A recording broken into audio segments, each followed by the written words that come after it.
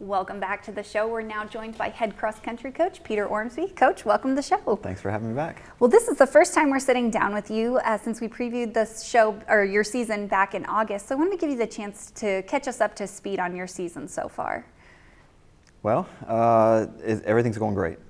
We've got a lot of depth on the guys' side, not so much on the girls' side, but I think the way the girls are racing right now, as long as we stay healthy, knock on wood, we'll be okay, and the guys are just anxious to kind of get back after it this Friday.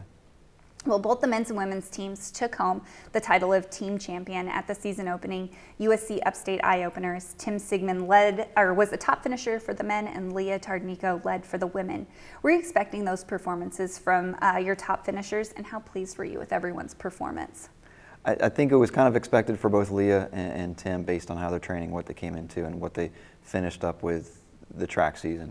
We were a little bit surprised on the girls' side that we did come away with the team championship, but pleasant all-arounds when we can go home with 2 W's. On the guys' side, I think even if you combine both the D1 and the non-D1, I think we took home the crown anyway. So good opener. Times weren't there for some of the people, but like I told them, it's August. It's not November or late October, so there's definitely a lot of work to be done still.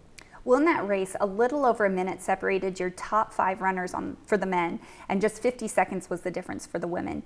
Can you explain why it's so crucial in cross country to have all of your runners in a pack as opposed to just one finisher way ahead of the other 4? It's always nice to have the one up front. Obviously, cross country score like golf, so the lowest score wins. So if you can get that top 5 finisher, first or second place, you're getting 1 or 2 points. The closer the next 4 can be, position-wise or time-wise, the higher up the team will be. So if we've got 50 seconds, 1 to 5, as long as we're close to the front third of the race, then the amount of points being scored is going to be lessened.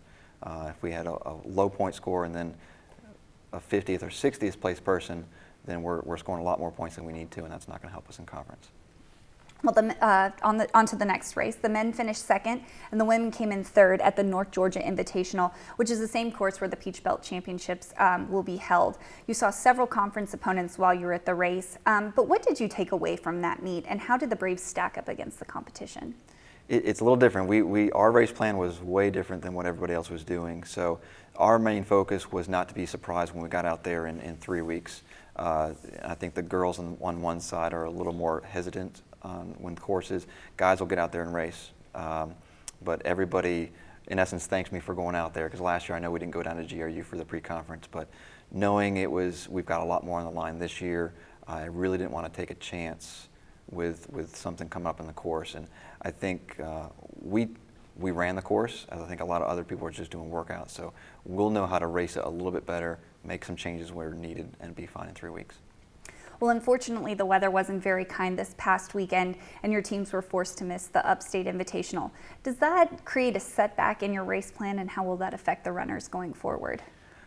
Yes and no. It would have been nice to get a really solid effort in Upstate, a course that we've already run on this weekend or early in the season. But I think we took the adversity and actually went up to Fayetteville, did a really solid effort in the rain, nonetheless. Friday afternoon. So we still got a quality session in. We still have 1 more race remaining. I just really wanted to rest the guys up a little bit.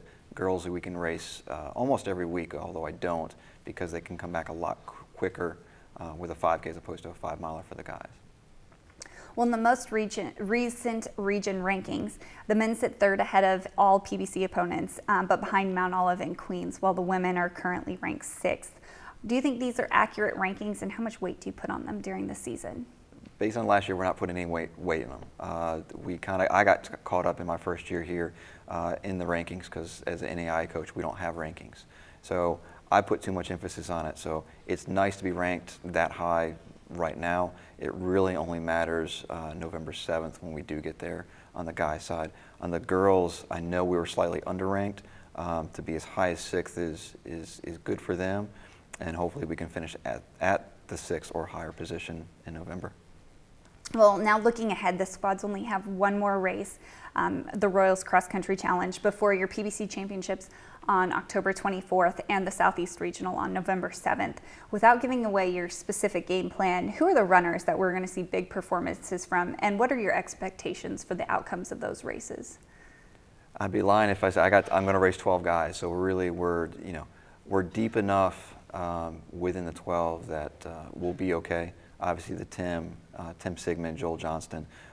We've got seniors, the senior heavy team this year. So, not to give anything away, but we're expecting a lot from our upperclassmen. We've got some freshmen that are stepping into big shoes that we're developing for next year. On the girls' side, it's one of those things that we're so tight packed with how they run that sky's the limit with that. Well, even though this doesn't necessarily relate to cross country, but you're the head track and field coach as well. So I wanted to talk to you about UNCP's addition of indoor track and field.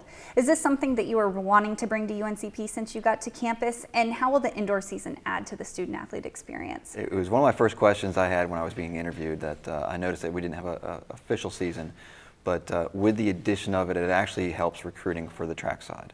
It's not a great, indoor is not a great distance season for us, but it really plays into the sprinters, the jumpers, and the throwers, gives them that full season, that 2 full seasons like the distance kids do have with cross and outdoor. So it just makes us a more well-rounded, more recruitable program, and another national championship to go for.